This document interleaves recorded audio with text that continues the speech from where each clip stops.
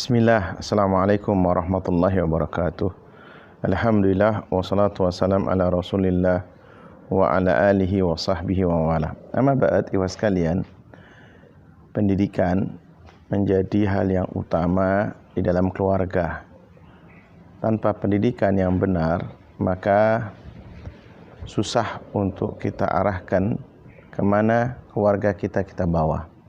Alhamdulillah para ulama memberikan panduan di kitab-kitab mereka. Di antaranya buku Al-Hadyun Nabi fi Tarbiyatil Aulad fi Dhaw'il Kitab wa Sunnah.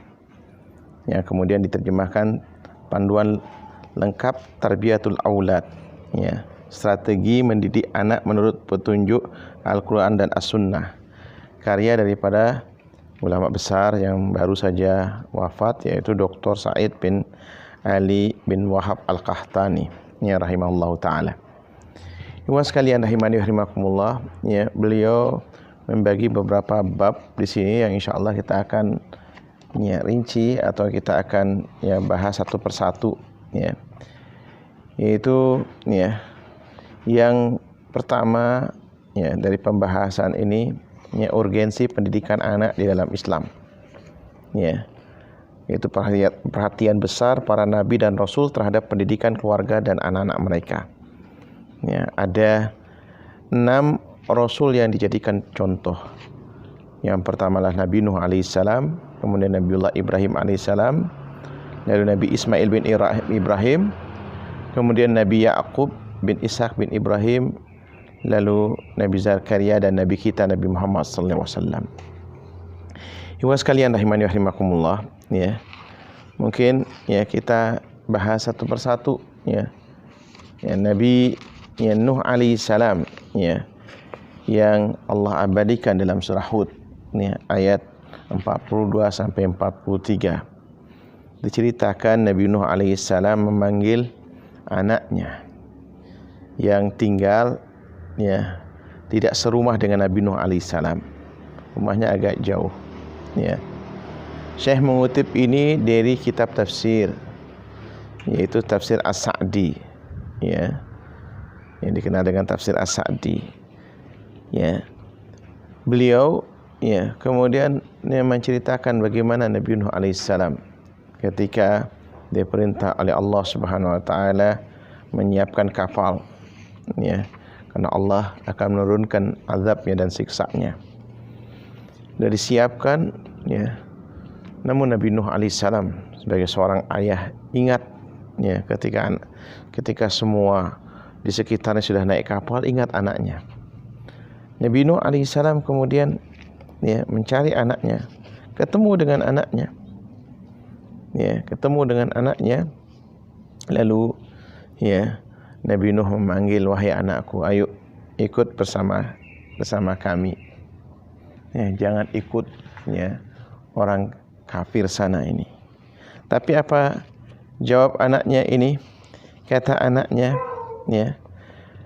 aku akan mencari perlindungan ke gunung yang dapat menghindarkan aku dari air bah.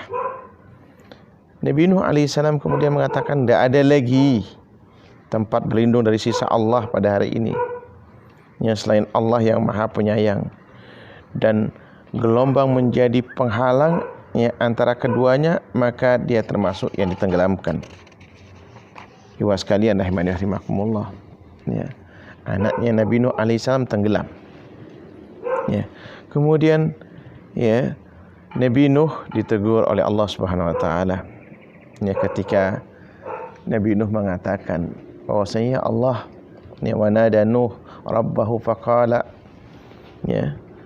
Nabi Nuh alaihissalam berdoa dan memohon kepada Allah Subhanahu wa taala, ya Rabbi inna ibni min ahli wa inna wa'dakal haqqu wa anta ahkamul hakimin, bahwa dia itu anakku dan dia itu dari keluargaku, dan sesungguhnya janjimu yaitu yang hak, dan engkau termasuk Allah Subhanahu wa taala, termasuk daripada Rabb yang Maha Hakim dan yang paling adil.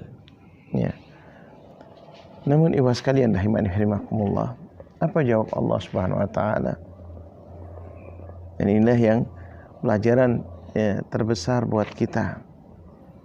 Ketika anak jauh dari keluarga dan kurang pantauan, lalu terdidik bukan dari kita ini dan mempunyai faham yang tersendiri,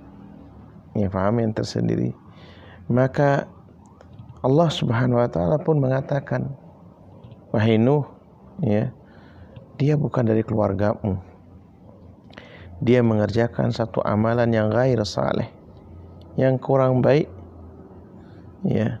Maka jangan engkau meminta kepadaku yang engkau tidak punya ilmu di dalamnya. Artinya sekalian rahimani wa rahimakumullah, padahal itulah darah daging Nabi Nuh alaihissalam.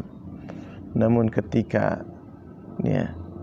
pendidikan yang diajarkan kepada Nabi Nuh alaihissalam kepada anaknya, beliau berusaha, beliau seorang rasul, tentu beliau tahu apa yang harus disampaikan, bukan hanya kepada orang di sekitarnya, tapi dari keluarganya. Namun terkadang seorang rasul pun ketika mereka berupaya mengajarkan kebenaran, kebaikan dari Allah Subhanahu wa taala, sudah berupaya.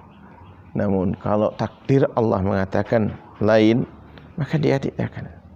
Kita pun nanti sebagai orang tua hanya sebatas mampu mengingatkan, memberikan nasihat, dan tentunya tidak lepas daripada doa-doa kita. Kita minta kepada anak keturunan kita ini supaya mengikut kita, jangan sampai lepas pengawasan daripada kita.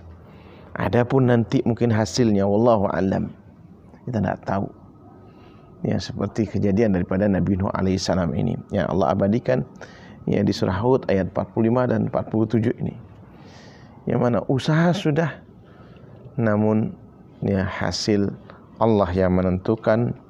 Dan inilah yang kemudian penyesalan Nabi Nuh alaihissalam pun diabadikan oleh Allah Subhanahu wa taala, yang mana ketika beliau keliru dalam memahami firman Allah Subhanahu wa taala. Karena Allah Subhanahu wa taala Maha memberikan hikmah, pasti banyak pelajaran yang ingin Allah tanamkan dari kisah ini. Mudah-mudahan ada manfaatnya. Kurang lebihnya minta maaf. Subhanakallahumma wa bihamdika asyhadu an la ilaha illa anta astaghfiruka wa atubu ilaik. Assalamualaikum warahmatullahi wabarakatuh.